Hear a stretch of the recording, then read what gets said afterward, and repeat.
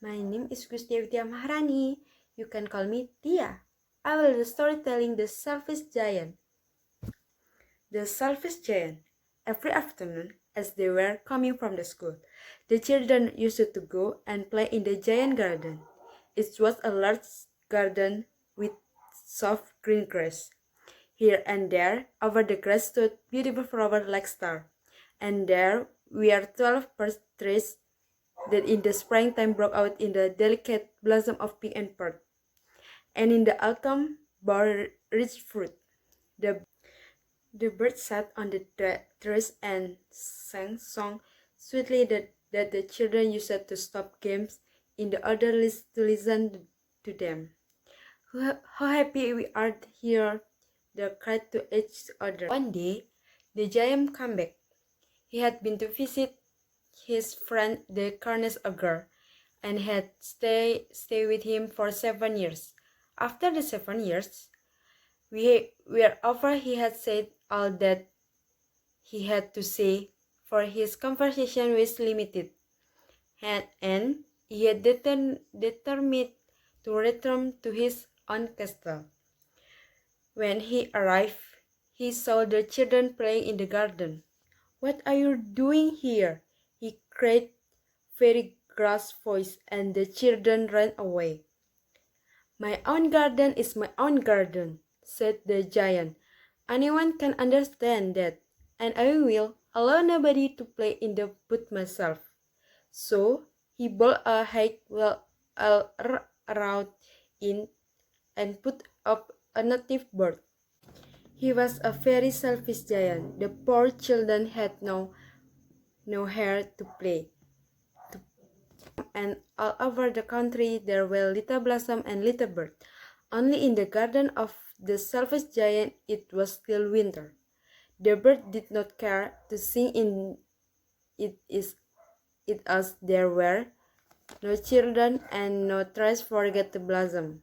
When a beautiful flower put its head out from the grass, but when it saw the native bird, it was so sorry for the children that it split back into the ground again and went off to sleep. The only people who were pleased were the snow and the frost. "Spring has forgotten this garden," they cried.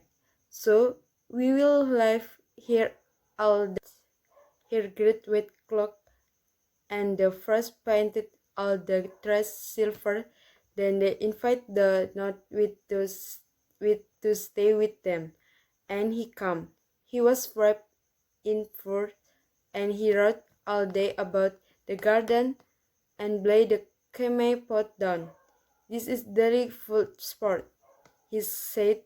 "We must ask the hall on a visit."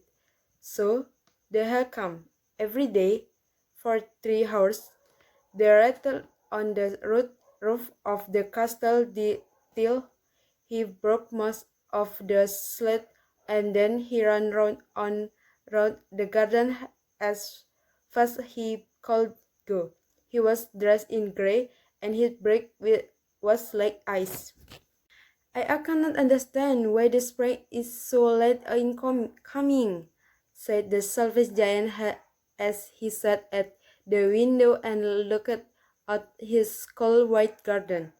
"I hope there will be a change in the weather."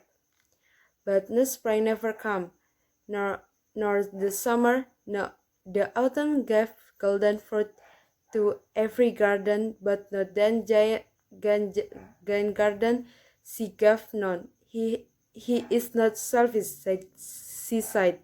"So it was always winter there, and the north wind, and the hail, and the frost, and the snow danced about them."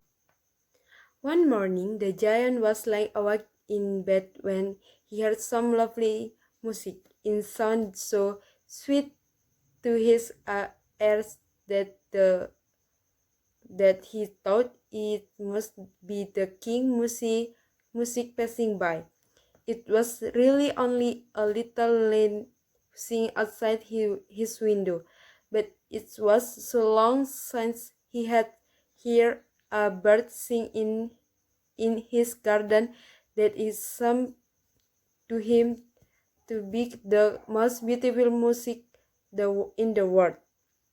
Then they all stopped dancing over his head and be north with cassettes roaring and delicious perfume come to the open casement.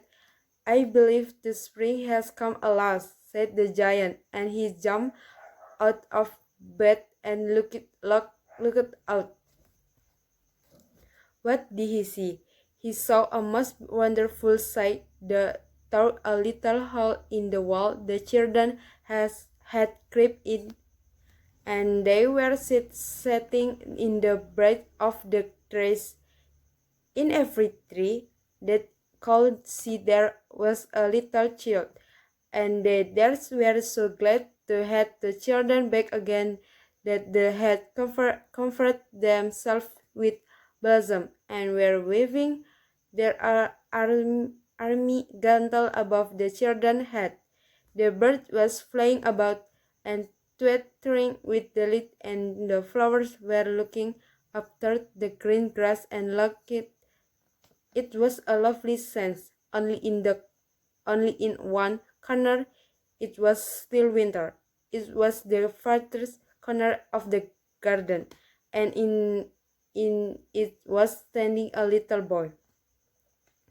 He was so small that he could not reach up to the branch of the tree, and he was wandering all around it, crying bitterly. The poor dog was still quite covered with frost and snow, and the north wind was blowing and roaring above it.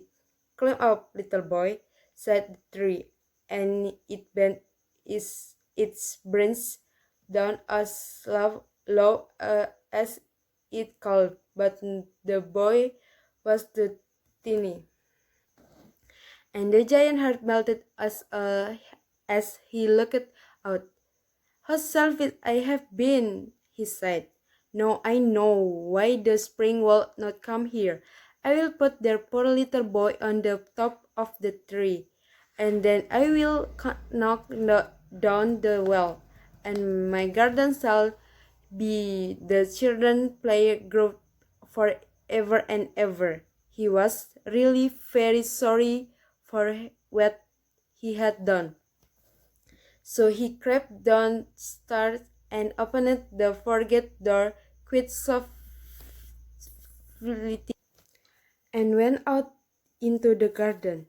But when the children saw him, they were so frightened that they all ran away, and the garden became winter again. Only the little boy did not run, for his eyes were so full of thirst that he did not see the giant coming. And the giant stood up behind him and took him gently in his hand and put him up into the tree. And the tree broke out into blossom, and the bird came and sang on it.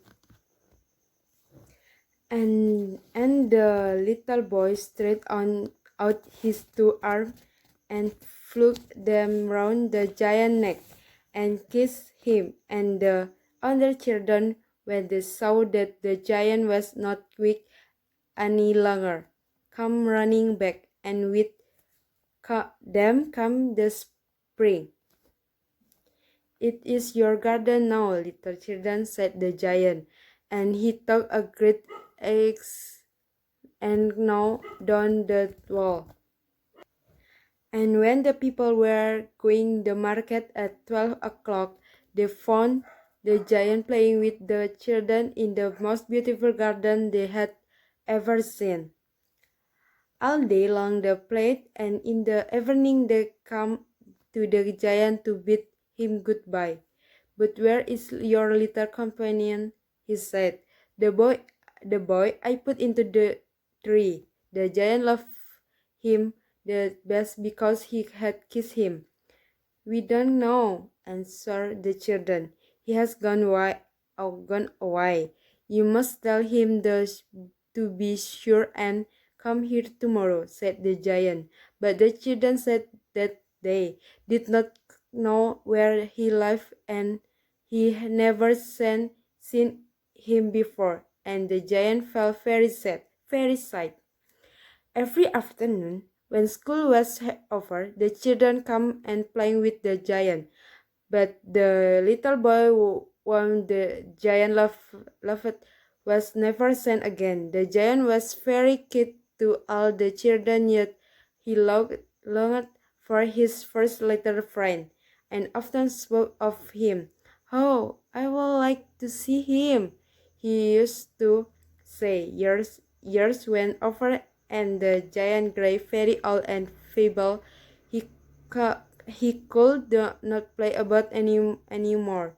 So he sat in a hook armchair and watched the children at their game and admired his garden. "I have many beautiful flowers," he said, "but the children are not most beautiful flower of all." One winter morning, he looked out of his window as he was dressing. He did not hate the winter now. For he knew that it was merely the spring asleep and that the flowers were resting. Suddenly, he rubbed his ears in wonder and looked looked.